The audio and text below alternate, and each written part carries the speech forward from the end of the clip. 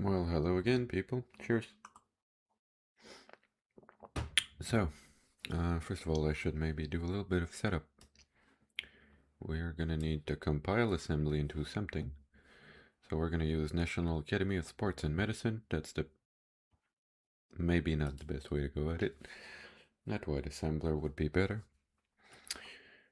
Download the latest version for whatever platform you're currently on. Sadly, it's gonna be Windows in my case.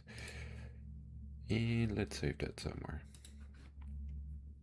Good. Now, I've downloaded a few of my older projects in the last hour because I was curious to see what I had previously done in assembly, and turns out it's really messed up. Pretty much none of it is usable except for a bootloader.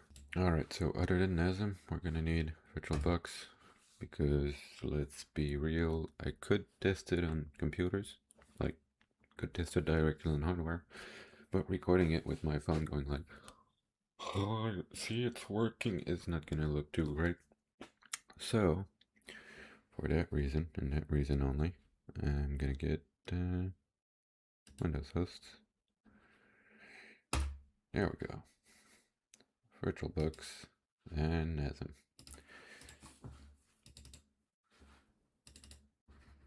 Hello, friend. I'm keeping this one right here and waiting for the download of VirtualBox. There we go.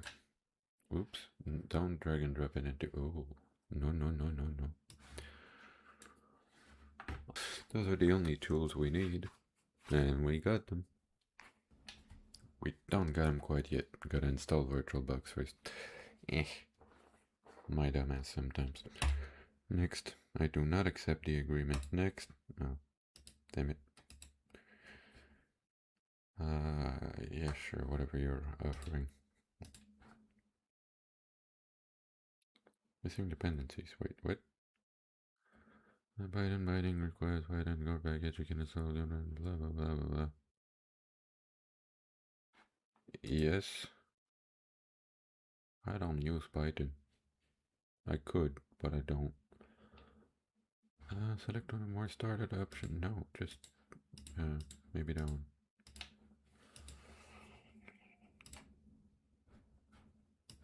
Alright. Sure, start it if you want to. Alright, so thank you very much. We don't need the installer anymore. Goodbye. Let's keep those two tools. We're going to be using those later on quite often. Now, choosing experience, advanced functionality. No, thank you.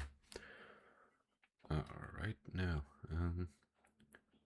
create a new virtual machine. Let's call it assembly or ASM. And definitely not Windows. And not yet 64-bit, but we will be getting there. Next. Do not use EFI. EFI is trash. Default settings are fine. And there we go. Now, assuming we start this, we should get a perfectly functional nothing. And that's what we want. And a virtual machine failed to boot. That might be caused by a missing operating system, and it is. Good. No bootable medium found. So this is working fine. Let's power it off for now. But we do have our setup. Working virtual machine and a way to compile assembly into something that the computer will be able to understand.